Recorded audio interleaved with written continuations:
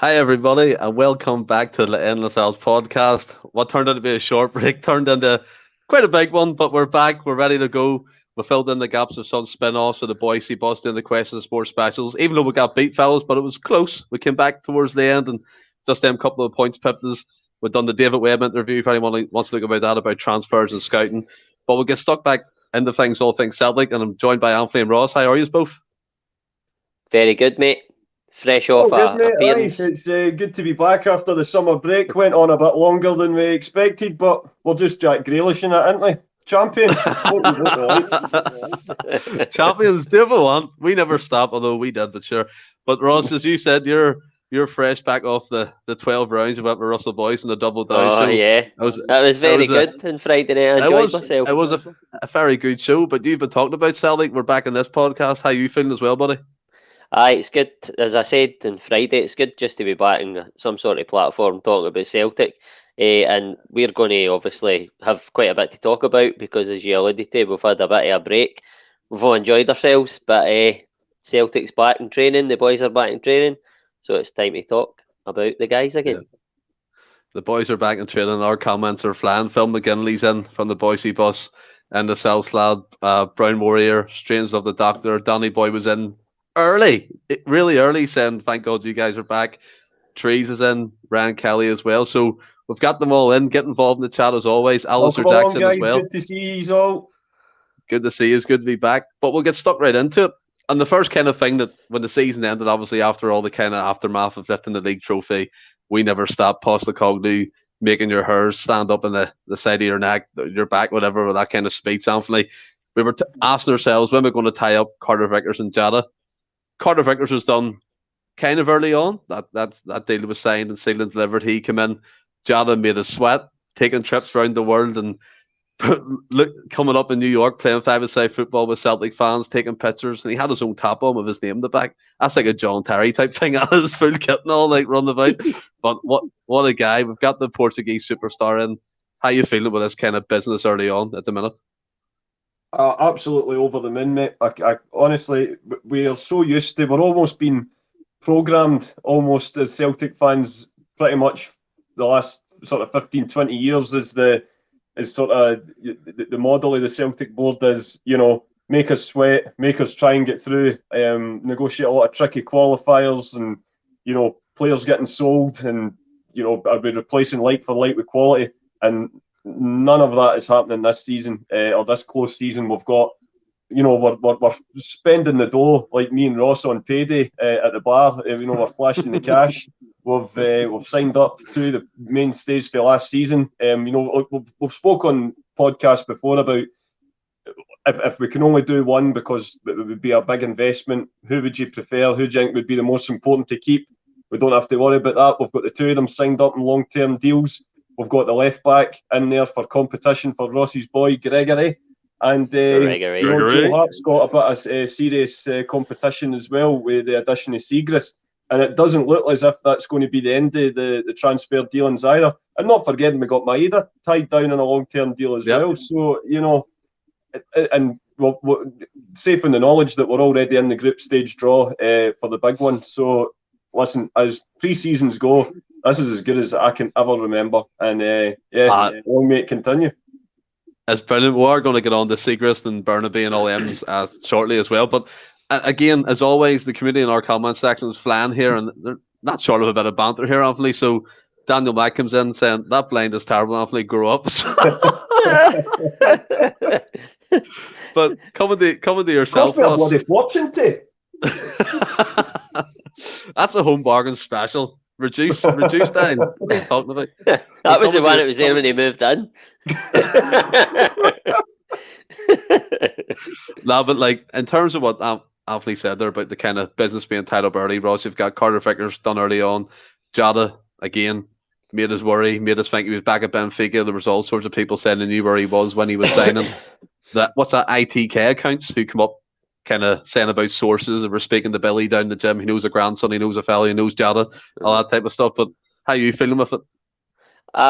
Like Anthony, like probably every Celtic supporter are absolutely delighted that we've got the two of them in. It's brilliant. I've heard a few Celtic fans saying that they think, well, obviously, everybody wanted their players in. Now that they're in, I've heard Celtic fans saying, we still need to do more business. We're actually weaker than what we were at the end of last season as a squad. And I don't fully agree with that. I get that we've lost Beaton, we've lost Rogic, but we've added Burnaby, we've added Segrist to positions in the squad that needed competition. But then I tend to look at the Jota and Carter Vickers one as, okay, you can say we're weaker because some people are saying, well, they players were already there. But for me, I look at it like at the end of last season, they were no longer our players. Yep. So we needed to strengthen, and what better way to strengthen than two guys that were pivotal in winning the league last season and getting them back in the door. I just think it's absolutely brilliant business, and like Anthony, I'm struggling to remember a better pre-season. It's been a number of years, but also that has helped because we know where we're going to be. We're going to be in the Champions League. We know we're getting that money, so it's less risk for the board, and you can praise them because they are backing Ange, but you've still got that question: would they back him as much as what they have had they not had like the guarantee of being in the Champions League? I'm not so sure, but that's speculating. And right now we're in the Champions League, and they're backing him, and I don't think that the backing is finished here. I think there's more to come in. I think we'll probably get onto it. I think we need probably. It depends. I'm not going to get too deep into it, but I think we maybe need a ball winning centre midfielder, depending on what happens with Jullien, a centre half. But we might get into that later in the pod, so I'll leave it at that now. I think you make a great point here, Ross. You meant weaker strains of the doctor said, not weaker, more streamlined and chiseled and honed, which is correct. I mean, you don't want a bloated squad, Anthony. And a lot of managers hate that kind of feeling when you have like 27, 28. You're leaving players out. There could be bad players in the camp. And I want to actually kind of pick up what Ross said there. He mentioned people have said we're weaker, right? You look at Carter Vickers coming in, and the ever kind of jigsaw puzzle now around Christopher Jullien. He's turned into one of them transfer sagas. He's been linked with a move to Shackle over in Germany, the Bundesliga, and it looks like it's fell through. Stop laughing at me, Ross. I know I got it wrong, right? Schalke. It doesn't matter. Schalke, Shackle, it does not matter. I was not reading any dictionaries or pronunciation dictionaries during the summer, right? Leave me alone. It's my pre-season too, fellas. It's my pre-season. Listen, as you were, Stephen. Oh, that's the best. Oh, Stephen, I love you, Captain. Honestly, that's the best one. Yeah. Bill McGinley, Shakira. There you go. Whatever. But you look at Jullien, right, and the whole kind of changed landscape of him. Where does it leave him? If this kind of falls through to the transfer of Germany, can you see him being pitched in? I know people say, I've heard people actually say on other podcasts that he should be ahead of Starfelt, blah blah blah. But where do you see Jullien with the Carter Vickers situation? I mean, similar to what sort of Ross and Bhoys were talking about on Friday night. You know, they went into the sort of Jullien topic quite in depth, and I was finding myself agreeing with them both. I mean, as an outsider, I would definitely keep him, and for a lot of the reasons that the boys outlined, you know, in terms of what he did when fit. He's come up with big moments for us. You obviously think Lazio and the cup final and things like that, but just there's been games where he's been absolutely phenomenal as well. And but for whatever reason, he obviously had the terrible injury in the sort of the COVID season, which that kind of overlapped Ange coming in, and as the boys said again on Friday, he came back at probably the worst time when it was the absolute business end, where there wasn't we weren't that far ahead that we could take a wee gamble on a particular game, or that it had to be continuity all the way through until the last game. And obviously before the last game at all, the interview article came out where, let's just say, he didn't cover his cell in any glory. So my worry on his behalf is, I think maybe Ange has already made up his mind whether he goes to Shaquille or anywhere else. I think I do get the feeling that it's if he doesn't go there, then he could end up anywhere. But I just feel that I don't think that Ange sees him.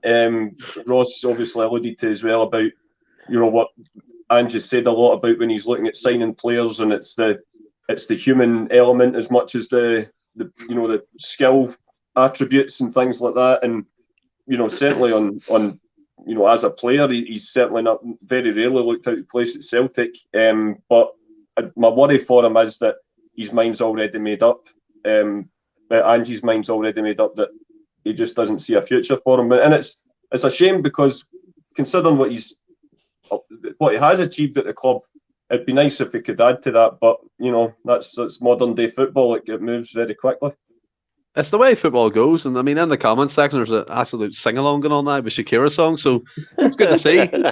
keep taking the piss, everyone. I do enjoy it. If you see me laughing, I'm laughing at the comments. But Ross, coming to you, I mean, you were talking about it, as Anthony rightly said in the Boise Bus, some great debate in that show as well, the double down one you've done. But one thing for me about Jullien for this whole Ange system, I don't think he would suit it. I personally think the high line kind of catches him out pace-wise. I don't think he's quick enough. Yes, he can play a pass and stuff like that, but physicality, he doesn't really have it. He gets found out a lot. Lyndon Dykes tortured him when he was with Livingston, albeit on a plastic pitch, fair enough. But again, they're professional football. There's a training AstroTurf, they train in any sort of environment, so they should be able to handle that, especially at the SPL level. I think for me personally, you sell him on, you get wages back in, and then strengthen the centre-back department, because as we're looking at the minute, we'll have Carter Vickers, Starfelt, Welsh, Urigides come back in, John's favourite, if you're watching. And then you've got the likes of Bosun Lowell coming up through the ranks and things like that, a young Irishman. But where you stand on it now? Well, you make good points on Jullien himself there in terms of how he plays, and if he'd be suited to the system. But you're saying there, Ken, cut your losses with him, get rid of him, and bring in another centre half. It's no easy to get another centre half in with the quality of Jullien. I'm not saying that he should walk straight into the team past Starfelt, but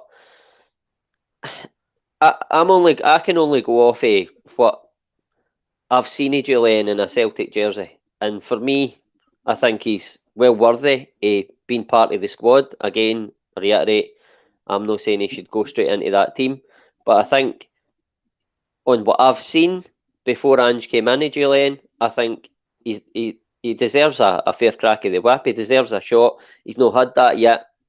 And like I said the other night, I've said previously, I understand why Ange didn't put him in, because at that stage of the season, I don't think you can split up the partnership. It was working so well. You were going for a title. It was too much of a risk. But if I don't know if he's checked out. It looks like he maybe has. I don't know if Ange has made the decision on him already and he wants him out the door. But for the outside looking in, not knowing all this, I think he deserves a chance in the pre-season games to try and prove himself, and then pretty much go for there. But again, for the outside looking in, I think it looks like he probably will be away. But again, I say, if he does go, we need to get another centre half in, and then the centre half needs to be pretty much to the level of your Starfelt or Carter Vickers, because if one of them gets injured before a big Champions League game, you need to put somebody in there that's not going to take away from the team. And it's tough for Welsh. I've said it before, he's not put a foot wrong, but is he that level for going into the Champions League to cover a Starfelt or a Carter Vickers? I'm not so sure. So it's sometimes you're better the devil you know, but then if he's not playing ball in the squad and he's causing a bit of unrest, it's a difficult one to say when you're no privy and you're no behind the scenes. But when it's all said and done, I think Jullien is a quality football player, and he's certainly Celtic class. He's proven that Faye came in, but it's totally down to Ange, and whatever he decides, he's earned our batting, whatever that is, although he's no exempt to criticism. Oh, 100%. He's not. I mean, William here is definitely not holding back. There you go. That's piss, Stephen. You're putting out 3 games out of plenty that he played in his first season. 90% of that season he was immense. Starfelt made more mistakes than last season. But again, I get that, right? This whole Starfelt thing with me, Anthony, it kind of gets on my back a wee bit because he formed a partnership with Carter Vickers, right? They conceded the least goals in the SPL domestic kind of competitions as well. People are still criticising him. Yes, he's not a perfect defender. I think I even said that during the start of last season when we were talking about him. And John, to be fair to him, always stuck by him and said he'll come good. And he's came from Russia and he was kind of settling into Celtic. And I think so the same. Towards the end of the season, I seen him making runs into the centre of the park. He never done that. He was playing good passes. He looked more composed. Carter Vickers, as we all know, the big fridge beside him. Why do you think people still kind of pigeonhole Starfelt in that type of way? Not saying you are, William, but I mean in general. I think probably, so saying you sometimes you don't get a second chance at a first impression. And I think a lot of people's early sort of thoughts on Starfelt weren't great because there were a lot of errors to begin with. And I'm with you on the fact that it was the first half of the season rather than the second half. But unfortunately for him as well, a lot of those errors that, a lot of times a defender can make a mistake, but nothing really comes off it. But it just so happened to be that a lot of the errors that he made were leading to, he gave away a penalty, he gave away, he was kind of responsible for a lot of the goals that we conceded in that early part. But I do agree with you, Stephen. I think the game against Hearts in December last season was probably where I felt he started to really look comfortable in his own skin. I actually think he got man of the match that night, if I remember correctly. But, where me and my dad sit at Parkhead, we're in the south stand, and it's just sort of almost in line with the 18-yard box. And, you could just see him growing in confidence that night. And it was a narrow one. I think it was 1-0 or I think it was 1-0. I think it was the night Kyogo scored. And he made some really, really brave headers and, last-ditch tackles in that game. And you could just see him grow in stature. And I would say that he more or less maintained that for the second half of the season, give or take the odd hiccup. So, yeah, I mean, he's absolutely redeemed himself in my eyes. But I think probably what a lot of the fans may be worried about is the fact that, okay, he's maybe came up to speed domestically, but, how is he going to fare against the likes of not that, I mean, the very best are going to struggle against an Mbappe or, guys of that standard. But I think we want to give a good account of ourselves in this Champions League, even though it's, it's our first time in it in 4 or 5 years. And I think it's probably just a bit of apprehension for a lot of supporters that we want to go out and really, put our stamp on the group, and we just want the best 11 on the part that we can possibly have, and maybe for a section of support Starfelt still to really cement himself in the way that Vickers has. But for what it's worth, I think he'll do okay. Yeah, do you know what I think? Do you know what I think the issue with Starfelt? By the way, I don't dislike Starfelt. I think he's done a great job. I was on the fence. I was on the fence with him for a good while at the start. I got on his back, but like Anthony says, he did grow in stature, grow in confidence, and I sort of came full circle with him. And I do trust the guy, but I think what goes against him is, and I don't know if it's because he's playing in the wrong side of that partnership, but he doesn't look. He never looks natural. He never looks comfortable on the ball. He always just looks a bit unruly. And I think people just see that and think he looks like a bit of a bomb scare, when actually he's maybe not being a bomb scare. He's in control of what he's doing, in the sense that he's got time. He just looks a bit awkward.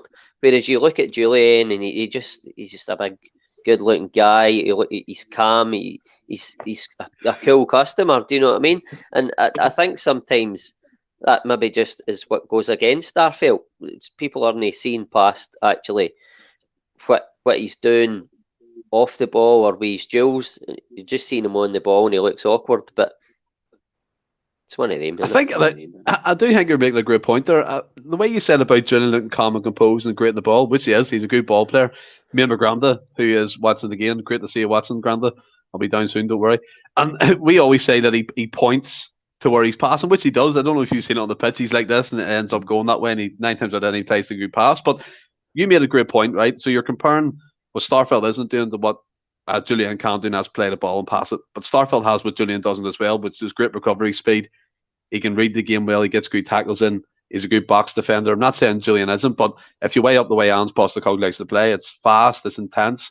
The defence has to be on the halfway line, pushing in more. Where I don't think Jullien, it's a bit like Shane Duffy in my opinion. A ball over the top will kill him every time. He doesn't have a great speed.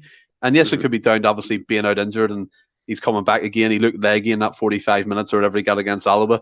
Fair enough. Or Rafe Rover, sorry. But again, if he was in his plans, I would expect to see more of him. Maybe pre-season coming up this Wednesday, our first game. But if he's not involved in that, I think it's curtains. I think it's fair to say, isn't it? Absolutely.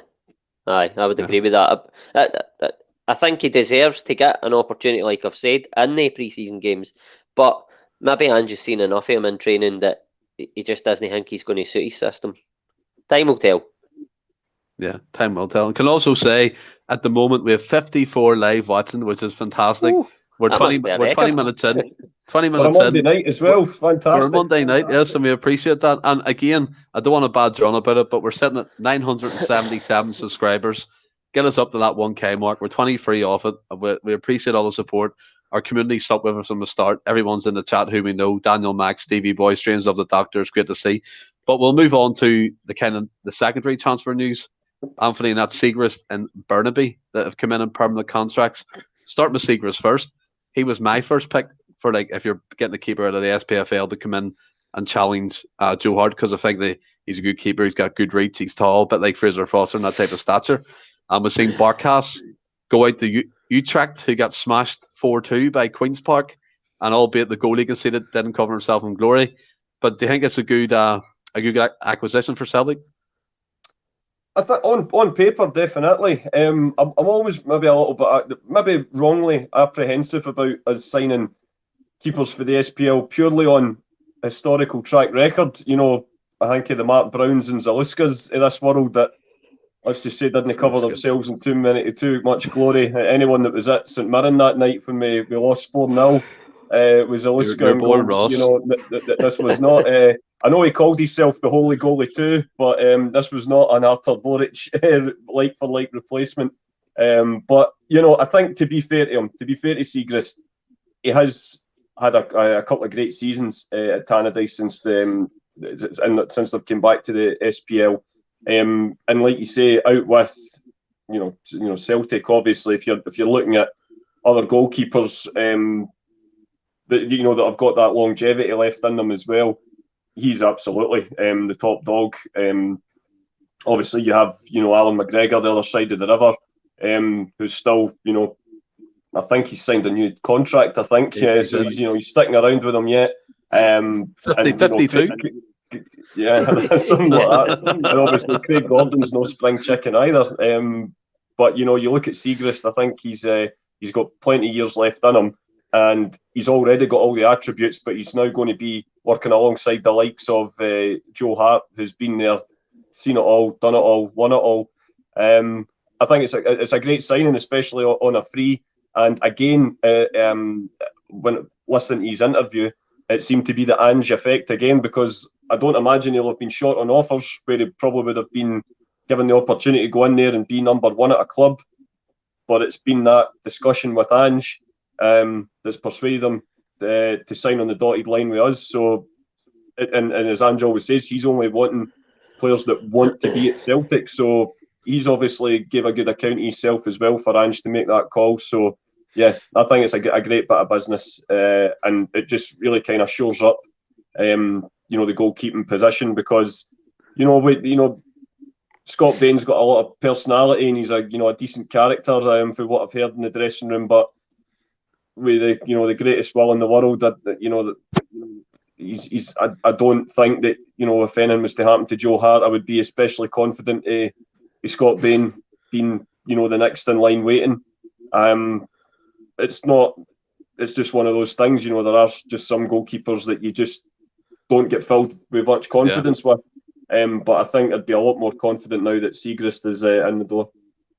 It's mad to think as well that at one point Scott Bain was first choice under Brendan Rodgers, which is mental, just because there was football ability at the back.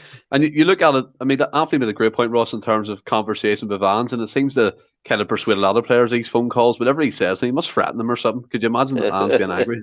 You better come. No, but like Seagrass coming in for Joe Hart, and I made the suggestion in the group chat, the Endless Celts one, about maybe a cup keeper, a domestic keeper. I know Anthony's not too keen, but I can't see Seagrass coming in and not being guaranteed at least a few games. Well, I mean, when obviously Seagrass has been rumoured, or Celtic fans have sort of wanted him for a while, a section anyway, and I'm no different. But I always thought that he's that level of keeper where I didn't think he would be happy to come to Celtic and be a number 2, because I didn't at the time. I didn't think he was going to oust Hart. I still don't think he is. But I always felt that we weren't going to get him because of that. But whatever Ange said to him, like you said, he just gets it done, and he's came to the club. For me, I'm the same as Anthony. I don't like this cup keeper thing, and that your number one's your number one, and that's it. But you make a good point, and it could have been the carrot dangled in front of him just to get it over the line. But for me, I don't want that. I just want him to be able to come in and replace Hart if he's injured. But it is quite. It's the Dunn thing. Certainly, like down with the bigger clubs who have got like two, like a top keeper and a really good keeper. It is the Dunn thing in the cup games. It might be the Dunn thing here, but again, it's like everything else. Time will tell. I wouldn't be raging if it happened, but it wouldn't be my choice. I think though as well, I think William makes a great point there that Hart's no spring chicken. I reckon Seagrass has come in with the thought of being number 1 hopefully in the future. The way I look at it is, before we kind of move on to the Burnaby, is like you're bringing him in, Seagrass, and Anthony made a great point. He's learning from Joe Hart. He kind of referred to him as like an idol of his as well, that he always looked up to him, because I think Seagrass started in England when he moved from Switzerland over to England, and he was in the academies and stuff, and he was like the benchmark, because obviously at that time he was English number 1. So again, he'd be kind of soaking all that up. If he gets a couple of chances, if Joe Hart picks up an England injury, then you put him in, you'll be fine. Like, and in my opinion, I think he's a solid keeper. He's played against us loads, and he's made some cracking saves. Like, albeit that time when Tom Rossi took the ball for a dance at Tannadice, he had no chance. But sure, the Wizards away. But we won't talk about that. We'll start crying again. But we'll move on to. See what while he's saying there, he's obviously saying that Joe Hart's no spring chicken. I think Joe Hart's maybe 35. I think if he looks after his cell in the way that maybe Craig Gordon's done, who I think is about 39, you could be looking at Joe Hart's maybe got 4 good seasons in him. Yeah. In my opinion. But I know what Willie's saying, and I think that Seagrass probably is brought in for to maybe take over for Hart, but it could be a number of years before he does. And you're bang on, Ross. And if the holiday snaps are in to go by, it's not like he's aye. It's not like he's not in peak shape physically, is it? Exactly, man. Aye. Rip. And he's run about singing the captain song. Monty is kind of stirring the pot here. Seagrass will displace Hart this season again. No chance. That's up. That's. I don't think that's happening. But I mean, if you think that, fair enough. If you think it, aye. But we'll move on to the Burnaby. Or Burnaby. Imagine I said that at the Real Madrid Stadium. I got slaughtered. Burnaby. Yeah. Even that Burnaby, whatever way you say his name. Come Burnaby to yourself, Ross. Burnaby. Burnaby and the Burnaby. Nah, I wouldn't be on that podcast. But Stephen's having a week off that night. a young Argentinian left back. I think he's 20 or 21. He came in from Lanús, who kind of announced the signing before Celtic did. The Celtic admin took it well, and it was kind of fun that day when that signing bit got announced. Some cracking tweets. But our first signing from Argentina, left back, coming in from foreign shores for Gregory. Who do you think is going to win that battle this season? Do you think Gregory will still slightly be on top until he beds in? I think it'll be similar to the Juranovic Ralston one last season. I think that he's been brought in, certainly not to be the number 1 left back. He's been brought in to give Greg Taylor something to think about, a challenge, because Liam Scales was brought in to do that and he didn't do it. it's no slanting the guy, just maybe it is not good enough for Celtic. But I wouldn't say with any certainty that the same thing will happen between Burnaby and Taylor as what happened with Juranovic and Ralston, and that Burnaby will eventually become the number one. I've only seen bits and pieces of Burnaby, and he looks sort of similar ilk in the way he plays, like Juranovic. I think he looks more suited to the style that Ange wants to play than what Greg Taylor does. But Greg Taylor's a workhorse, and he's gave absolutely everything to get to the level that he's playing at right now. And it's testament to Ange, but first and foremost, it's testament to Greg Taylor, because obviously I've rated him for a while, but the way he's playing now was a million miles away from what Greg Taylor's game actually was. He was a rigid left back. That's how he played at Kilmarnock. He's a good defender. He's adding to his game now, and going forward, his passing ability has got a lot better. He still needs to work on his crossing, but Burnaby looks, again, what I've seen, he looks like he's certainly going to be a lot better going forward than what Taylor is. He looks more natural in the top half of the pitch, but as a defender, he's maybe not got the ability to defend like Greg Taylor has. It's one of the ones, but again, you look at it and you go, Ange will probably, for the most part of the season, play the fixture, and Greg Taylor will play whatever fixture suited to him. Burnaby will play. I think most of I think you'll probably find that in some of the European games, Greg Taylor will maybe start in the away games. But it's difficult to say, because Ange never goes out to be like rigid and try and stop the other team. He wants to, but he has changed slightly in that when he first came in, Celtic were wide open, but he has not shut up shop, but he's shored it up a bit more at times. He tries to take the game away from, certainly domestically, tries to take the game away from teams in that first half, and then in the second half, if and when they do, they sort of start playing within themselves. I think that's how Rangers had a lot of decent second halves against us last year, because we'd already took the game away from them. But it's great competition for that berth, as it is at the right, as it is for the goalkeeper, as it is for the central defence, and that's what he's working towards, having that almost nothing between each player who's going for each berth in the team, and it's healthy. Yeah, 100%. I think the aim is, Anthony, 2 for each position, that old phrase. And strange enough, the doctor comes in here for a great point. Alexandra was an signing, therefore he has much higher probability of fitting his system. But to kind of go back to what Ross was saying there in terms of Greg Taylor, so correct. He was schooled under Steve Clark at Kilmarnock to be sitting in, taking the pressure, tackling, getting rid of the ball, hoofing it up. Signed for Celtic, slowly but surely coming out of the shell. Postecoglou's kind of brought that on more, coming into the centre of the pitch. And I think you're right. He's always involved in some sort of way in terms of the attack. And yes, he gets a lot of flag, Anthony, and things, and in terms that he's not like flying, he can't take people on, but he plays some good passes, and he's got a few assists along with Ralston as well. Obviously, Juranovic turned out to be our number one towards the end of the season. And I think a fella came in there with another point. It was Charles saying, I seen Burnaby on YouTube. Hopefully he's not a hothead. Obviously, he headbutted someone in his last game for his parent club. So again, he has a bit of aggression. I like to see a bit of aggression personally, but this signing, I think, is a positive one, isn't it?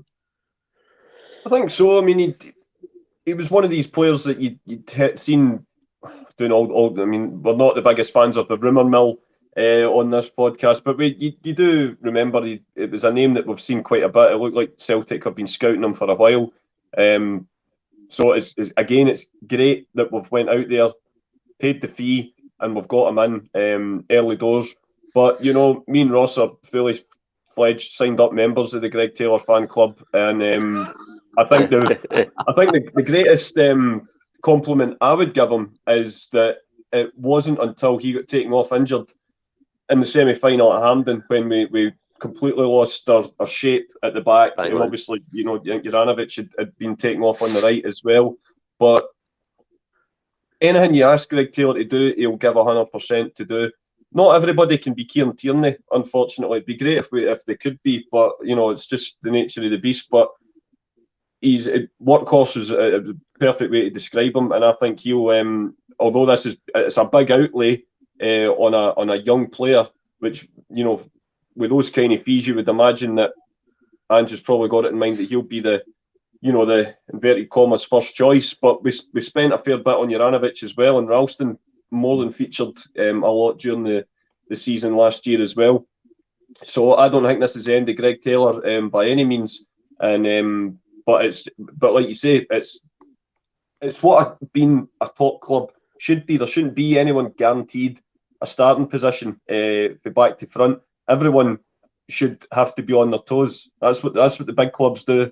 And if you've got two quality players in each position willing to fight it out to be the top dog, then that can only be a good thing for us. And also for opposition as well. But one of the biggest problems in the COVID season was, when we could never get a team right last season. But when we first started doing this podcast in the COVID season, we got 9 or 10 players right every week because you knew who was starting. Because you knew. It was boring, it was predictable. And if we can pick up on it, then I'm sure all the coaching staff at all these other clubs that get paid to do it can as well. No manager now in that league will know what Celtic is going to appear. We've not even tried the experiment yet, the Giakoumakis and Kyogo as a 2 up front. I'd be very surprised if we don't see that at some point this season as well. So yeah, I wouldn't want to be a defender for any of the other 11 clubs right now, that's for sure. I think Ange Postecoglou was questioning that.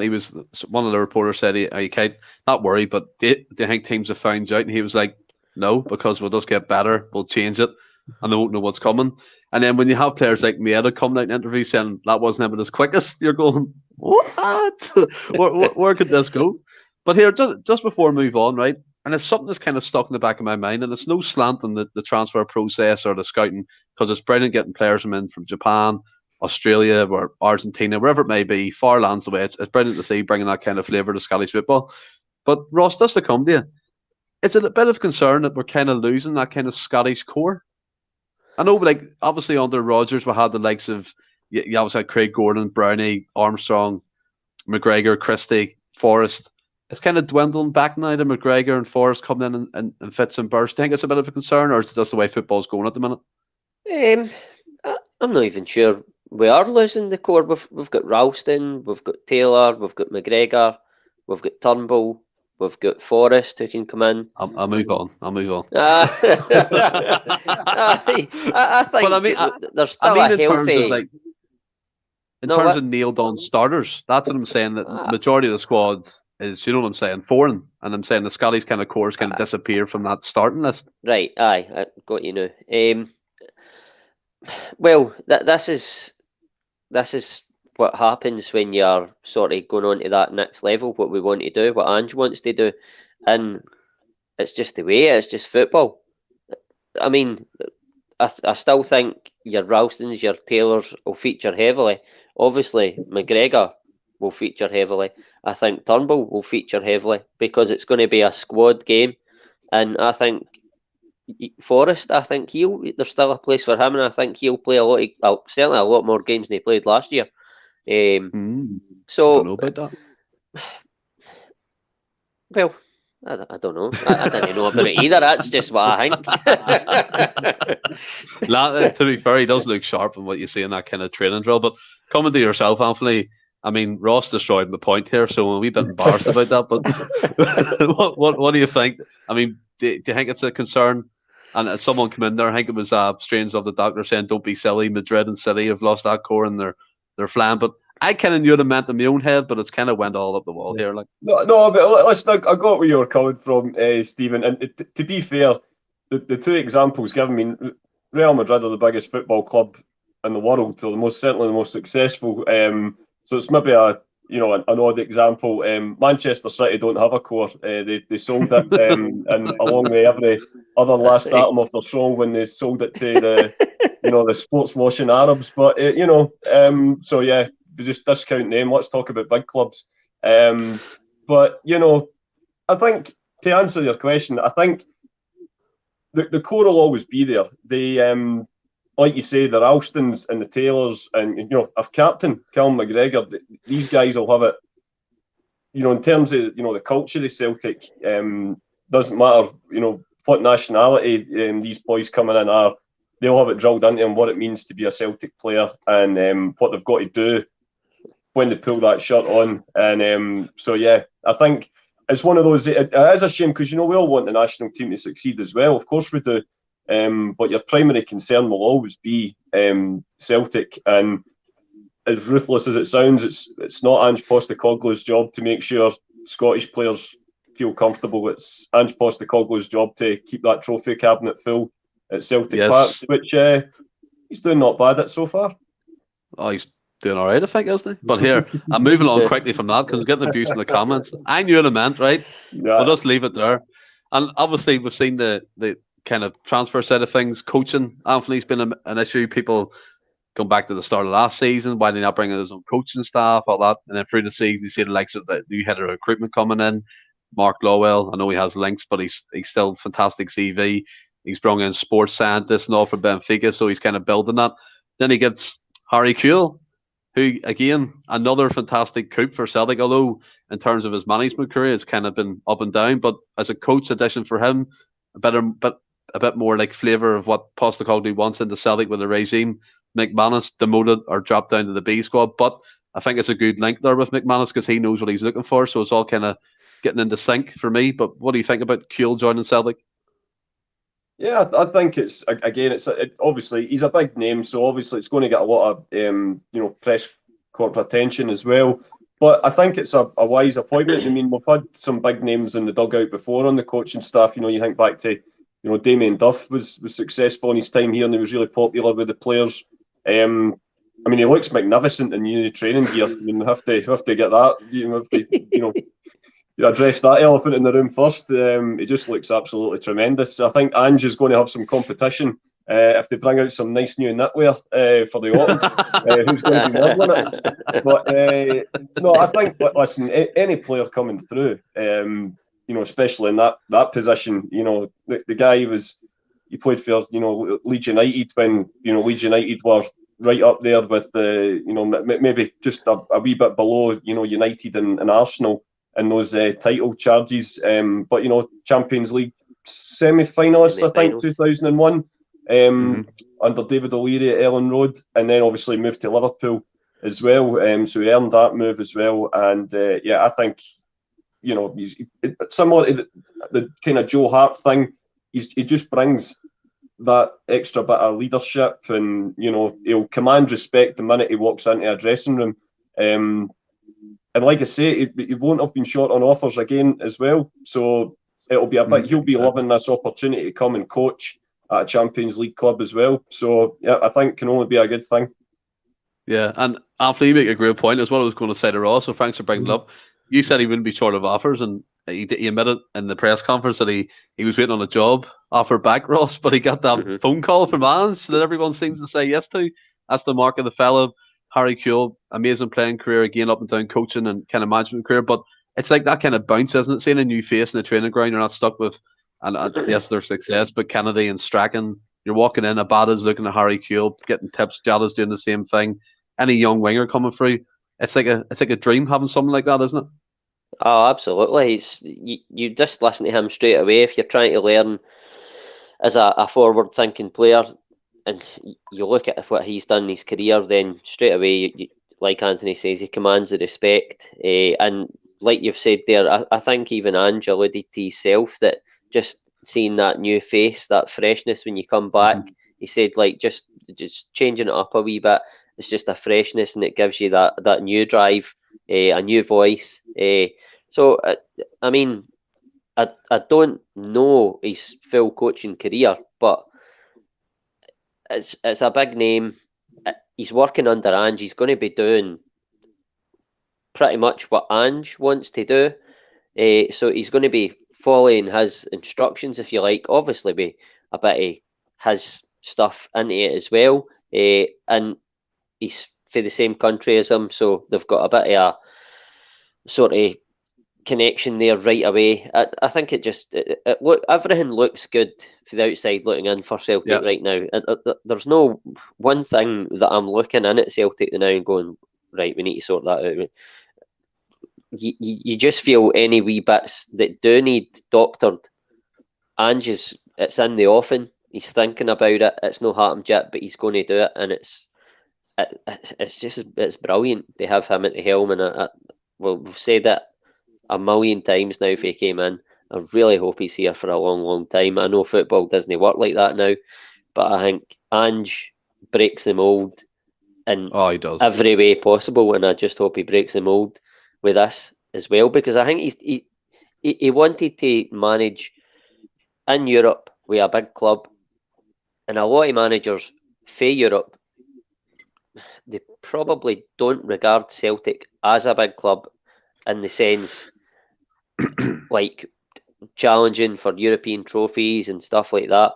But Ange regards us as a big club, and he's absolutely delighted to be here. Yeah, I mean, I don't know if anyone in the comments listened to the David Webb interview. He said, no, I don't think anyone knew this, but when he was technical director at Huddersfield, he had a phone call with Ange Postecoglou with a view potentially giving him the manager's job. But obviously, things come up, and he ended up at Celtic Football Club. And you're right, he does break the mold. It's like the boardroom at Celtic. We know it hasn't changed, but it's like he walks in, he throws out his demands. He said, if they're not met, I'm going to do X, Y, and Z. And they're 9 times out of 10 have been met so far. The signings have come in from now to last season, albeit 1 or 2 like James McCarthy, but won't get into that, have been his. We've seen, obviously, we've been linked with that Brazilian, Sousa. There's a big hype about him coming in. It's between Fenerbahce and Celtic, so we'll see where that goes. Maybe one of them phone calls coming in. But I know we're going to the pre-season camp, Anthony, here in Austria. But before I get into this, you brought up something today, and I want to talk about it, and it led me into a conversation Ross had with Russell Bhoys in the Double Down show, which I thought was quite interesting, but I want to give my 2 pence worth on it as well. And it's the trip to Australia and his homecoming. Obviously, the pantomime act, the backup act have pulled out because they cried over pennies as usual. Apparently, they're being linked to be replaced by Everton Football Club. Again, I don't know what type of money's involved, but apparently this type of tournament is what we will earn winning the SPL, which is shocking. And it brings me to it, Anthony. How can we sell this league better, this product? Because you look at Neil Doncaster, 25 million quid, and he hails it as a success from Sky. They give us nothing. Coverage of football is shocking. It's pish. The pick and choose games when they want. They barely show any other teams bar Celtic and Rangers, which is a bit disgraceful in my opinion as well. Midweek games last year, there was none at certain points. I thought BT did a better job. But how do you promote the game better? Because I thought Ross and Russell made some fantastic points, but what do you think? I totally agree that BT's coverage is better in terms of how they discuss the match and obviously just the wider game in general. Problem was when it came to the bidding, they were still outbid by Sky, even although I think we would probably all agree that the Sky deal is still quite paltry. They did bid more than BT, so it's a catch-22. I'd love to have all the answers and say, there's an easy way to fix it. You just have to do A, B, and C, and X, Y, and Z will fall into place. But Gordon Strachan got criticised a lot for it when he made these comments on BBC Scotland. It was about a year ago now, Stephen. I don't know if you'd heard the interview where he was quite scathing with a lot of the clubs, maybe out with Celtic, Rangers, Hibs, Hearts, and Aberdeen. Although I actually think he did criticise Aberdeen a fair bit as well, obviously being an ex-player. But he says one of his biggest frustrations is when he tunes in to watch a game that maybe doesn't involve, the big two. And he says, that they've still got the training goals, set up in the corner and, all the training get out on display. Says it just doesn't look like there's been much effort put in. And, it's almost like they're not, there's no self-confidence within a lot of Scottish football. And, that they're carrying on the way that they think they should be perceived. Up until the £1 billion injection of Sky money, the English football always paid its players a bit more. I don't think none of us are daft enough to know otherwise. But in terms of the quality on the park, I mean, England and Scotland, in terms of head-to-heads, England have only won about 5 or 6 more matches in the entire history of the rivalry. So it's quite clearly all to do with money. Obviously, back in the late 90s, when the SPL was formed, Sky Sky did inject a lot of money into Scottish football. But the problem was, and maybe this is where you look at your individual governorship at each club, is a lot of the members of board members of each club, 2 or 3 clubs ran themselves into serious financial peril. You look at Dundee, signing Fabrizio Ravanelli and Claudio Caniggia and, guys like that. Hearts, I think Craig Levine says at one point there was 4 or 5 guys on £12,000 a week at Hearts. It's absolutely mind-boggling sums. And when it came to that deal to be renegotiated in 2002, they had already started to try to, the other 10 clubs were arguing about who would get a bigger share of the pie. And then the TV deal collapsed on the back of that. So they were arguing over money that was never actually concretely on the table. And from then, we've suffered with the BBC deal. We then had the chance to go back to Sky. But for a couple of million more, we went with Setanta, which didn't have the foundations in place that Sky did. So on every opportunity, we've made the wrong call. And it's got to the point now where Sky is the only kind of serious bidder in town, but they treat us with utter disdain. I mean, any channel that employs Chris Boyd as some sort of intellectual analyst, it just tells you exactly what they think is. But we don't really seem to have any other option. I know there's been a lot of talk about each club having their own pay-per-view channel and, selling the rights themselves and stuff. But even at Celtic, I don't think there's enough forward thinking in that respect. I think hopefully, with the introduction of even the Sky sort of format now in itself is getting quite dated. And I think even down south, a lot of clubs are looking at streaming, with the likes of Amazon and places like that. And, they're starting to look into alternate deals being done. I think especially COVID will have played a big part as well. I think a lot of clubs will start looking at, selling their own rights and stuff. But the problem is we're so far behind now,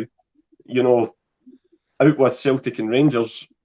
How many clubs could sell their own TV rights in Scotland and expect to get the same kind of money back as what they would even get from this Sky deal? So we are always a victim of our geography, Stephen. Hopefully these kind of tours that we're about to embark on, Australia, we've got a massive following out there, but that can renew that kind of friendship and support. We can rekindle that.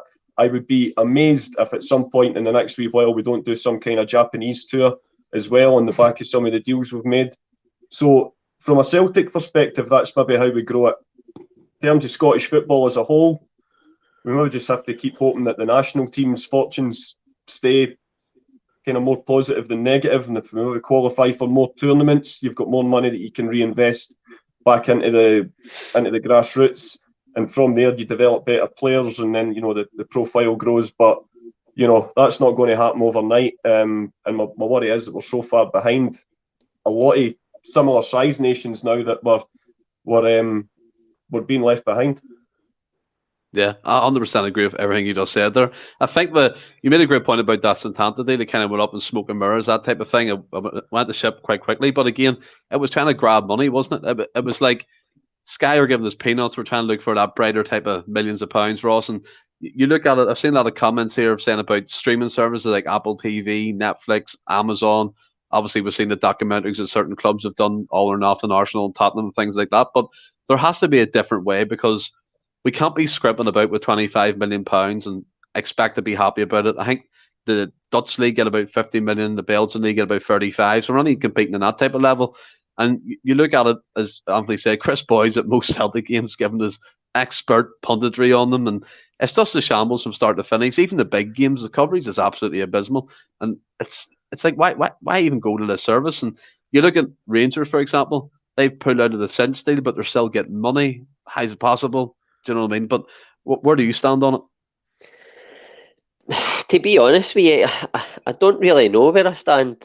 It's you look at it, and as much as Sky treats us with absolute disdain, and they do, it's difficult out with Celtic and Rangers. Now, we could watch, say, Hearts Hibs or Hibs Aberdeen, and they're good games of football. But no every single game, like down south, is a really good game of football. So it's hard to... Oh, I don't think every game down south is great. I've watched some absolute shockers. That's what I'm saying. No every single game, sorry. like down south, is no. It's I thought you meant... No. But you could look at it like, I don't know. I know the two of them get relegated, but for talking about Burnley against Norwich, right? I'm not going to watch that. Similar to, I'm not going to watch St Mirren playing Dundee because it doesn't interest me, and it doesn't. Like the St Mirren fans, the Dundee fans, they're not filling their stadium. So our country, like the people in our country who supposedly support their teams, are not going to watch their teams. So it's difficult for us to then try and sell that product when the people who are supposed to be interested in it aren't even going. But I don't know. I don't know what the answer is. I think our game is it's getting a lot healthier. It is pretty competitive, and without the cash for Sky, I don't think the English game is any that much better than our game. If you go back to the 80s, before the English Premier League and that was formed, there was nothing in it, and like there was big players for down south coming up to Celtic and Rangers. So it's, I think that you look at it and it's like, honestly, I really don't know what the answer is. That I like talking about football. I'm not a financial guy by any stretch, but no, I get that. I don't know what the answer is, but there has to be some sort of way, and somebody with a lot more knowledge than myself has to think of a way that if they care about Scottish football, to get us a better deal. But at the moment, I think it's ingrained in people's heads because we've been told that much that our league is garbage, that people just believe it now. People who are offering deals believe it, when actually, if we were given a bigger piece of the pie, if you like, then our teams could attract better players because they would have more money. And I think Russell Bhoys alluded to it on Friday night. Aberdeen, Dundee United, they all played in European finals in the 80s. Mm-hmm. Aberdeen, I think they were. I can't mind. I think they won them. So these teams have done it in a European stage before. And if we were given a bigger piece of the pie, these teams could possibly do it again. But, well, maybe not do it again, but certainly put a better mark in Europe than what they currently are doing. Because out with Celtic and Rangers, nobody's laying a glove on the European stage because they're absolutely rooked. And it's just how it is. But I don't know how to change it. But I would love to see it changing and us getting our game getting stronger and just going to another level. But what the answer is, I don't know. Well, see, to be fair, I mean, no one knows the answer. Again, it's just us talking about it to see if there's obviously solutions to come up with and things like that. But the way I'm looking at the comments here, a lot of people are on board with what Anthony said, type of taking it in-house, selling your own rights. But again, where would that leave the smaller clubs? They're kind of relying on that money coming in from Sky because they don't fill their stadiums, which looks bad. I get it in terms of a TV product. And you made a great point. Aberdeen won 2 European trophies. Dundee's won one, I think, haven't they? So there is history. There's history within the Scottish game of European football being successful. The English League have just been injected with all sorts of money, and most of the games I've ever watched, they're absolute dog shit, to be honest. I'm going to be honest about it. I think the Scottish game, what we have, we've still got the passion, we've still got the soul, we've still got the support, albeit, yes, on different levels. Celtic and Rangers are way up here and the other teams, but we've still got that, and it's something I never want to lose. I just want to see the game being more receptible, people are respecting it more. not calling it a backwater. I hate them comments from them type of people from the English League. It does my head in. But we'll move on. Those kind of comments are just ignorance, mate. And, you know, unfortunately, you're never going to get rid of that kind of thought process from a large element of the English fans. You only have to look at how they carry on when they're playing in the international fixtures to see that arrogance and ignorance is a quite toxic mixture. Yeah, it's coming home. And then a lot of the opinions are coming from guys that have only ever known the English Premier League being cash rich. They didn't know the old Premier League, so that's how their opinions just formed. It's like a lot of young guys now, not so much because they're going to be back in the Champions League, but for a good while there, a lot of young guys probably think AC Milan are quite shite. AC Milan are a massive club with amazing history, but some younger people don't know that, and it's a bit similar in the sense that people think the English Premier League is this great thing and the Italian League isn't that good now, but at one point the Italian League was the league to be in, and England have just been injected with copious, ridiculous amounts of money, and it now makes teams like I don't know, Middlesbrough get to a European final, what I'm sure they did at one point.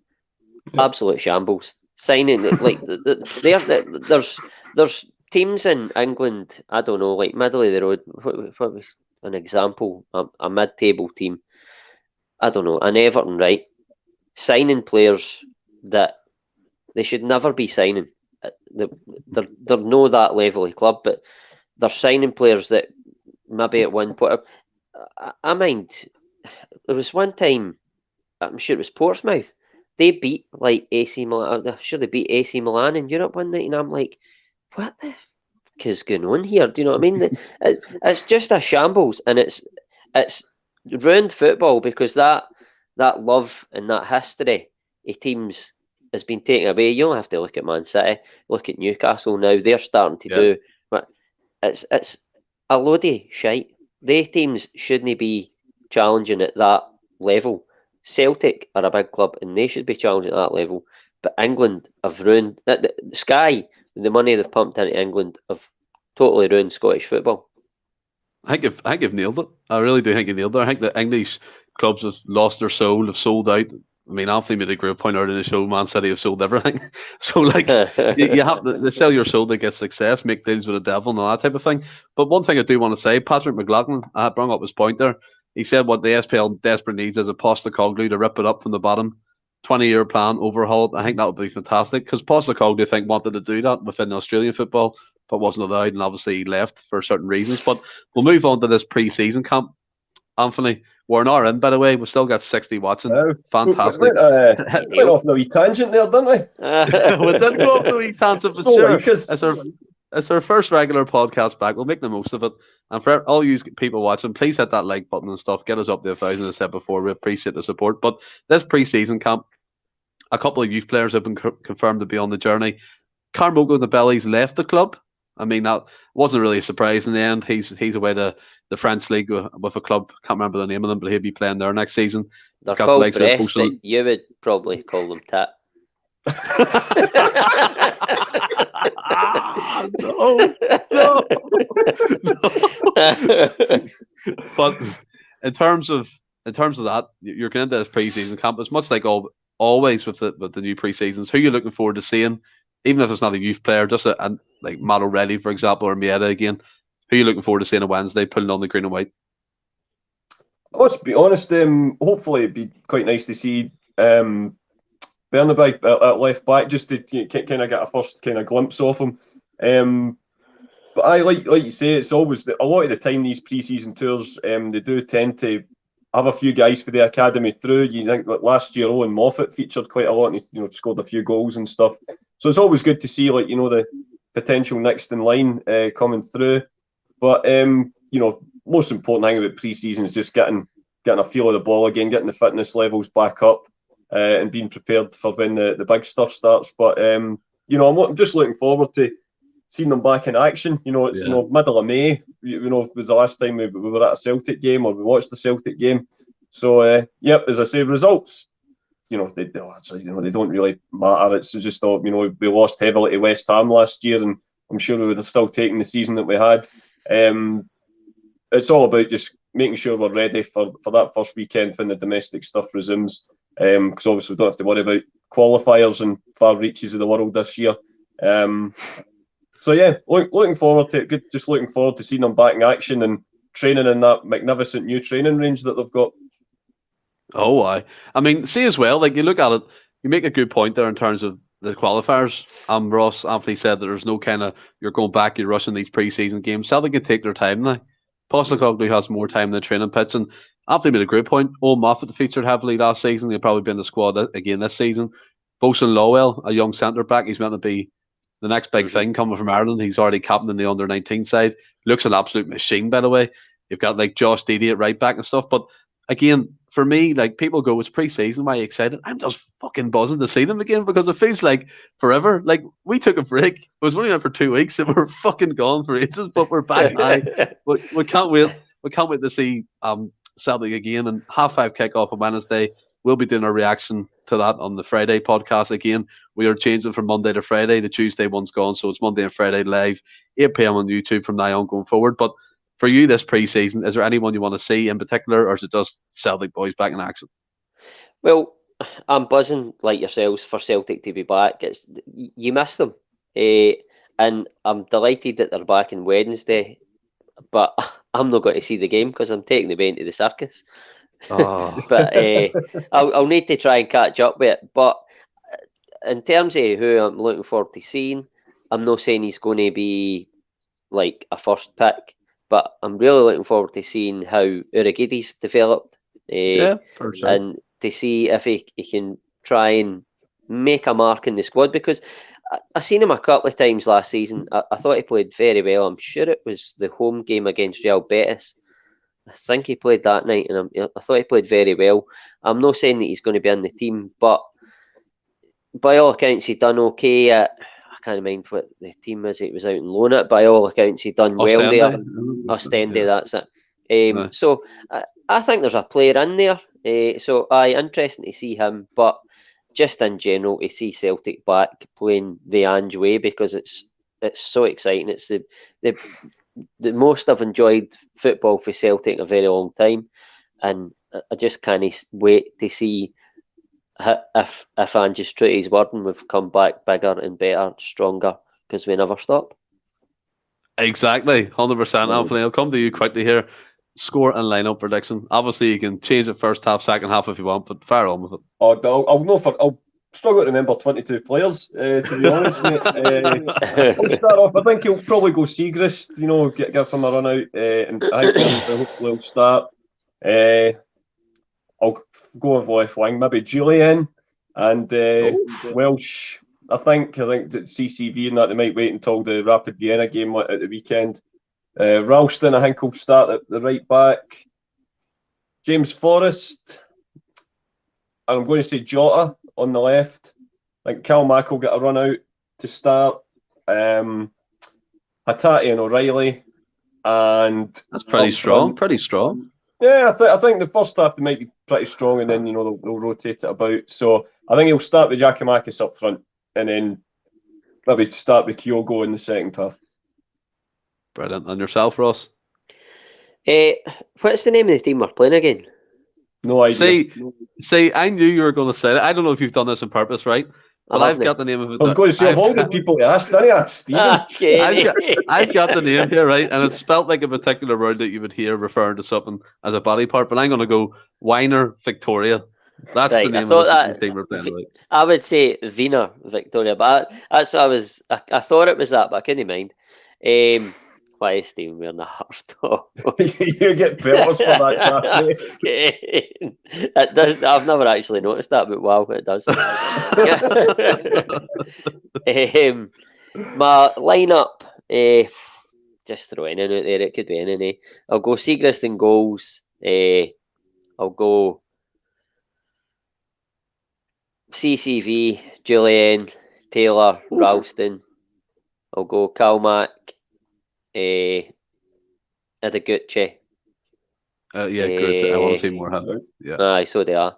Calmac, Ideguchi,